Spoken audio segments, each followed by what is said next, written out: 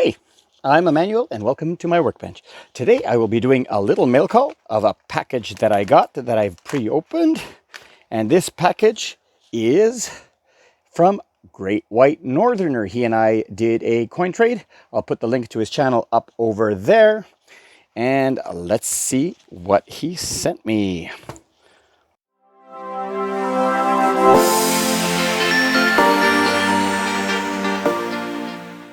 All right, I got everything opened up. So let's get right into it. We did an exchange where he was helping me fill or improve some coins in my coin books, and vice versa. I sent him some coins that would improve the coins in his collection as well. So go over to his channel if you haven't already and subscribe. And I'm sure he will be posting a video in the future of the package that he receives from me. So let's start with the coins and the flips. I will set this one aside for now, and these ones as well. So the first one over here, this is a Canadian 50-cent piece from 1970. I believe this fills a gap in my collection. Awesome. The second one over here is from 1985. Another 50-cent coin. Cool. And the third one is from 1975. And I believe this might be one of the varieties. I will have to double check. But these are awesome additions to my collections. And I have a flip here. This is basically a BU 1967 penny from the United States in pristine condition. Look at that. Beautiful. That'll definitely upgrade whatever I have in my book. Thank you so much. This one over here is a 2009 non-magnetic. Now let's have a quick look here. So non-magnetic. At some point, Canada switched to steel core pennies and they became magnetic. However, these ones here with the mint logo, they're all supposed to be magnetic, and so there were some few that slipped on through that were non-magnetic, and so this is an awesome variety that I do not have in my collection. Now let's look at this flip over here. All right, I'm back here. I had cut open the tape. And so these three coins, I am pretty sure will fill gaps in my collection. These are all Americans. Let me get some focus right here. So this is a penny, a 2009 commemorative penny from Philadelphia for the Lincoln commemorative pennies. Awesome. This is the construction of the Capitol. And this one over here is a 1944S. That's right, 1944S. Awesome. Glad to fill a hole in my collection with that one. And this last one over here is a 1971 San Francisco. Cool. And now I believe the piece of resistance, la pièce de résistance, as we would say, is this roll of pennies. Let me open up the tape here very quickly. Okay. Now, unlike me, GreatWhiteNortherner has no trouble getting his banks to keep pennies for him. None of my banks are willing to give me any pennies. I've told them I wouldn't even return the pennies to them, but they're quite adamant that they're not giving me any pennies, which is a shame. However, he's had much better luck than I have, and throughout his hunts, he has collected very, very nice examples of a lot of pennies, and so this is what he sent me. Look at that. That's beautiful. Awesome. Now, of all of these, I have three book fillers. So the first book filler is this 1944 San Francisco. I have this 1971 San Francisco and this 2009 Philadelphia Presidency.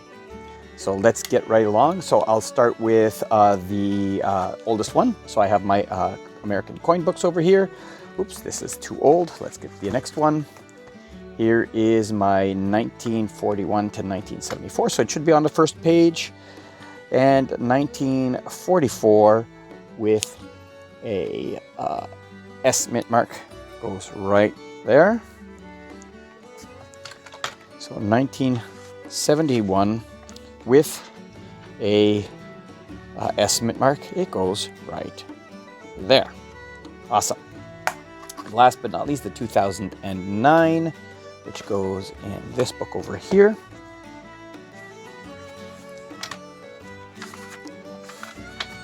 (2009) P Presidency. These ones I put them in reverse facing to see the design. Awesome.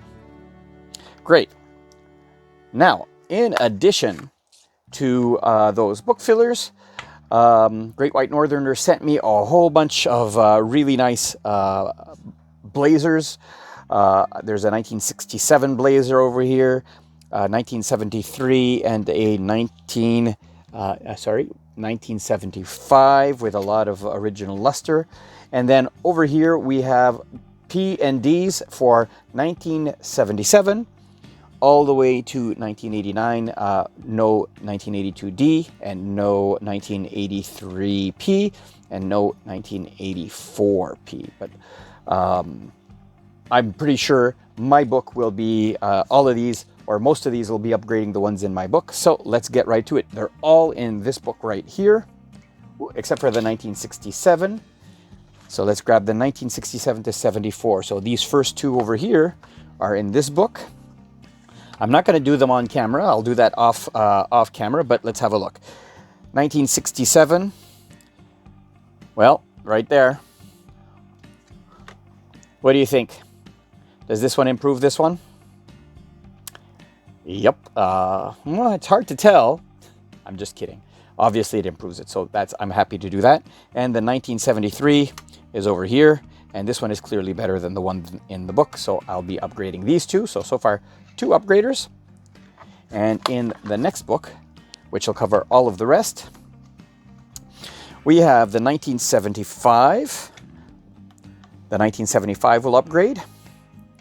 And starting at 1977.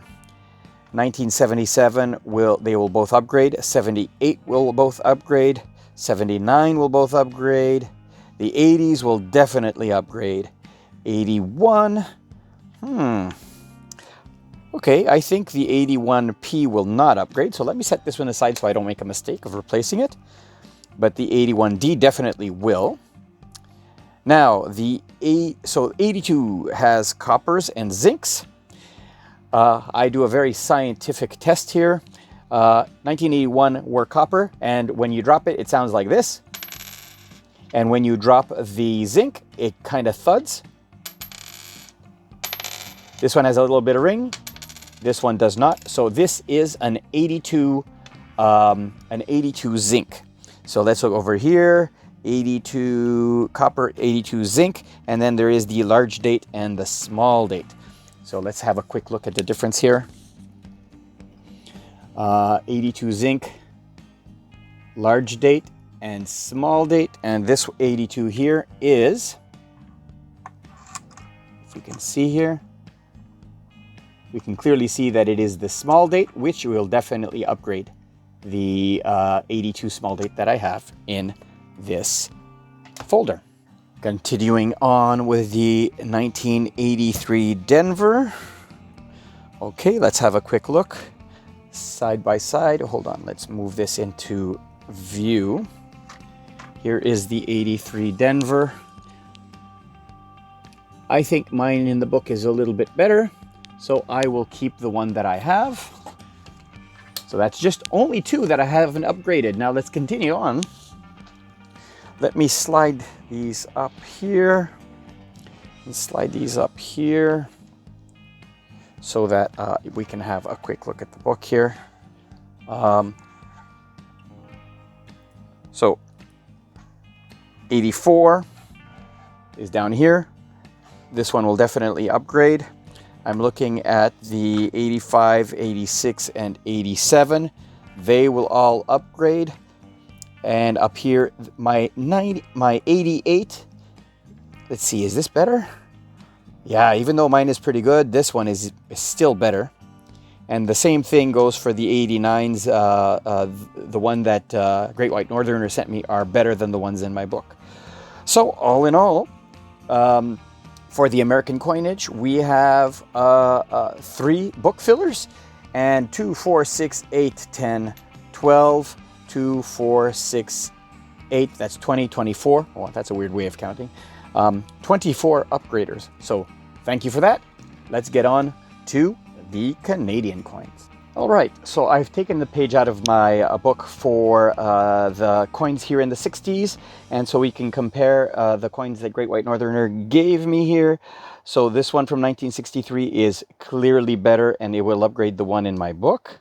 So I will put it over here for the upgraders. Now let's have a look at the 1964. It's very close. Let me look at the obverse. With the glare, it's hard to tell. And let's go back to the reverse. I think the one in my book is slightly better. So let me set this one aside. I'll say over here. Now, I took the 65s. If you can tell here, I took the 65s out. There's 4 versions of the 65 that we're looking for. The small beads and the large beads variety, and there's a pointed 5 and a blunt 5 variety, the rarest one being the large bead blunt 5 variety. So I took them out so I can go over to the scope. So let's head on over to the scope and see what we have. Okay, I have the 1965s here to check under the scope. And let's zoom in over here. So what we're looking for is this last A in Regina or Regina to see where it's pointing. You can see over here it's pointing to identical. Let me get another one to compare the other one here. Get it rotated.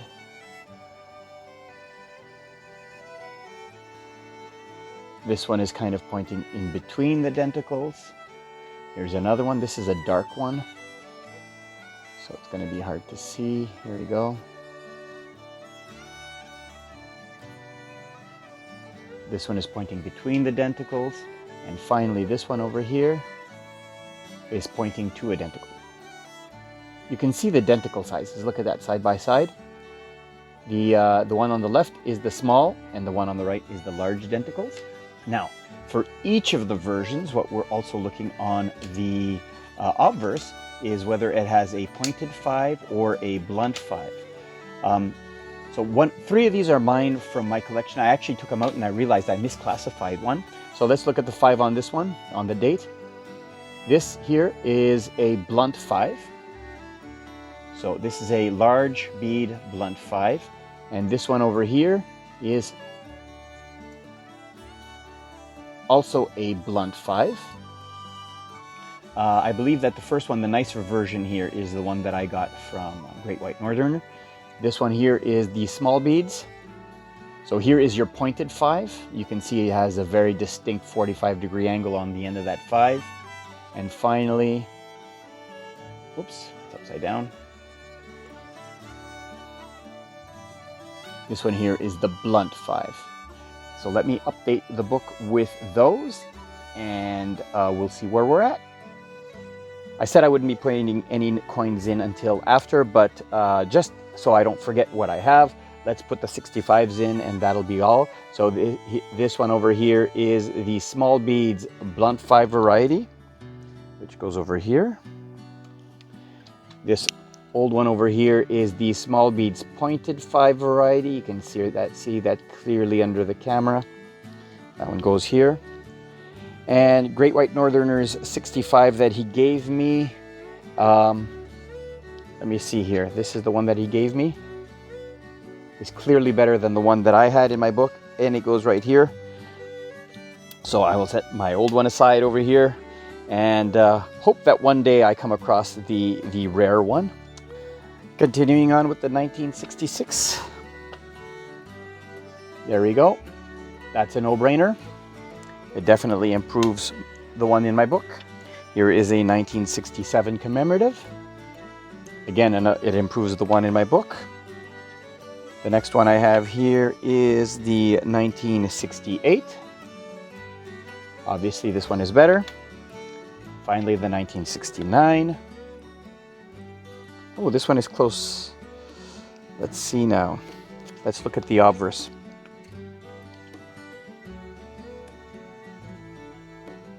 The obverse is better on GreatWhiteNortherner's coin. It does have some schmutz here on the side. But my coin is slightly better. No, it has some damage as well. I think I'm going to upgrade my coin with GreatWhiteNortherner. So let's stick that one over here. Continuing on. 1971. Obviously his is better. 1972 is also better. So let me update the book and I'll get the next page from my binder. And here you go with all of the upgrades. I could still stand to upgrade. Well, my 1970 is not bad, but I could stand to upgrade that one. My 65 small beads pointed 5 could be stood to be upgraded. And of course, anything before that 1963, their GreatWhiteNortherner sent me. They're all brown. And I have the other page over here. As we get to the newer ones over here, we can see that they're in better condition. But let's have a quick look and compare with what I received. So let's start over here with 1973.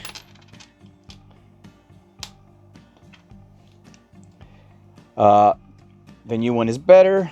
I think 74 is going to be the same thing. 75 as well. All of the ones that I have in my book show some wear. Look at this 77. Wow. Look at the condition of this 77. Let's focus here.